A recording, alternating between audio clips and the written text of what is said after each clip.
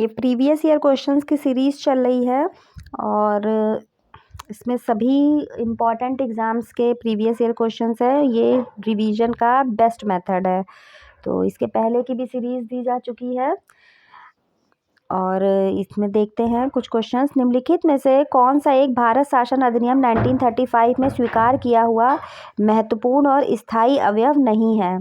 तो देश के लिए लिखित संविधान नहीं है, ये जो है ये क्रिप्स मिशन में कहा गया था। ठीक है, देश को एक लिखित संविधान देने का विचार सर्वप्रथम क्रिप्स मिशन में किया गया था। भारत शासन अधिनियम 1935 के द्वारा भारतीय रियासतों की एक अखिल भारतीय संघ की परिकल्पना की गई थी और प्रांतों में निर्वाचित प्रतिनिधियों द्वारा लोकप्रिय मंत्रिमंडल बनाए गए। वे विधानमंडल के प्रति उत्तरदायी थे। विधानमंडल में कुछ सरकारी सदस्यों का मनोनयन भी इस अधिनियम की विशेषता थी। गवर्नमेंट ऑफ इंडिया एक्ट 1935 को किसने दास्ता का एक नया अधिकार पत्र कहा? तो ये जवाहरलाल नेहरू ने कहा था।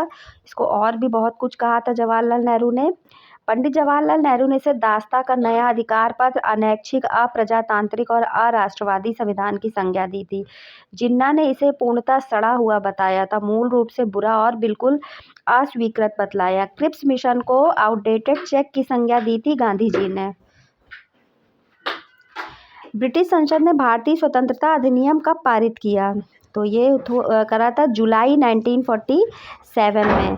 4 जुलाई 1947 को संसद में प्रस्तुत किया था और 18 जुलाई को पारित कर दिया था। ठीक है,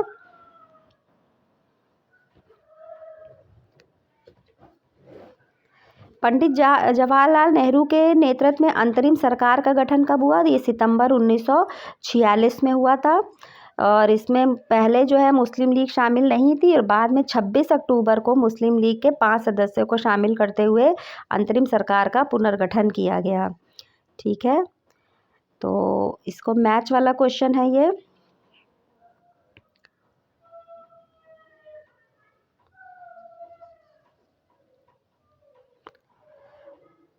तो जो भारत परिषद अधिनियम 1909 है, इसको मिंटो मॉर्ले रिफॉर्म्स कहते हैं, तो ये 3 हो गया।